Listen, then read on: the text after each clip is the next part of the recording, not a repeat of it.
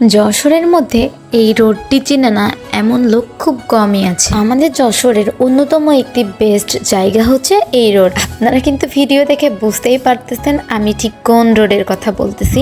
এই রোডটি এমন একটি রোড যেই রোডে আপনি সকাল বলেন, বিকাল বলেন, সন্ধ্যা বলেন, যে কোনো সময় গেলেই ঘুরে দারুণ আনন্দ পাবেন। এই রোডটি প্রাকৃতিক দিক দিয়েও যেমন সুন্দর, তেমনই নিরিবিলি এবং সুন্দর একটা এরিয়া। রাস্তার সাইড দিয়ে গাছপালা থাকলে যে কোনো রোডের সৌন্দর্য ফুটে উঠবে, এটাই স্বাভাবিক। বর্তমানে আমাদের যশোরের রোডের পাশের গাছপালা খুব কমই আছে।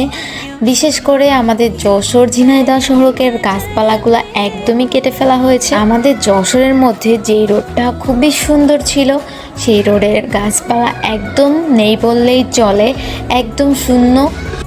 সব কিছু মিলিয়ে আমাদের যশোর বাইপাসের এই সড়কটি খুবই সুন্দর। ছুটির দিনে বাইপাসের এই সড়কটিতে প্রচুর পরিমাণে ভিড় হয়ে থাকে, কারণ যশোরের ম্যাক্সিমাম মানুষ এই বাইপাস রোডে ঘুরতে যায়। আপনি যদি যশোরের হয়ে থাকেন তাহলে তো একবার হলেও বাইপাসের এই সড়কটিতে গিয়েছেন, আর যদি না গিয়ে থাকেন তাহলে কিন্তু অবশ্যই বাইপাসের এই সড়কটিতে একবার হলেও ঘুরতে যাবেন, কারণ এই সড়কটির পরিবেশটা এত বেশি সুন্দর। আপনি এখানে একবার গেলে আপনার বারবার যাইতে মন চাইবে। ফ্রেন্ড বলেন, ফ্যামিলি বলেন, যে কেউ বলেন, আপনি এখানে গিয়ে সুন্দর টাইম স্পেন্ড করতে পারবেন। আমাদের কিন্তু ফ্রেন্ডদের সাথে যাইতেই বেশি ভালো লাগে। আমরা ফ্রেন্ডরা ম্যাক্সিমাম টাইমই এইখানে ঘুরতে যাই, কারণ এখানকার পরিবেশটা আমাদের ফ্রেন্ডদের জন্য একদম পারফেক্ট। শুক্রবার বলেন আর ঈদ বলেন, আমার তো মনে হয় ঈদের থেকেও বেশি শুক্রবারে এই রোডে বেশি পরিমাণে ভিড় হয়ে থাকে। বাইপাস রোড দিয়েই মূলত বিমানবন্দরে যাই, তো বিমানবন্দর রোডও আমরা বলে থাকি। যশোরের মধ্যে ঘুরতে যাওয়ার জায়গা কিন্তু খুব কমই আছে।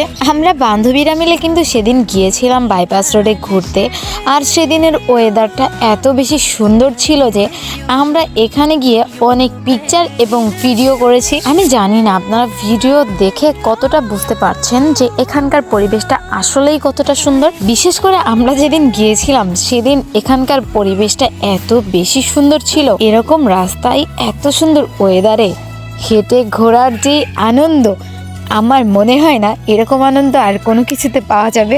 একটা জিনিস সবচেয়ে বেশি ভালো লাগে যে আমরা যারা একসাথে ঘোরাফেরা করি, আমাদের সবার মাইন্ড সেটআপটা এতটাই মিল যে আমাদের সবগুলো জায়গা পছন্দ হলে সবার একসাথে হয়।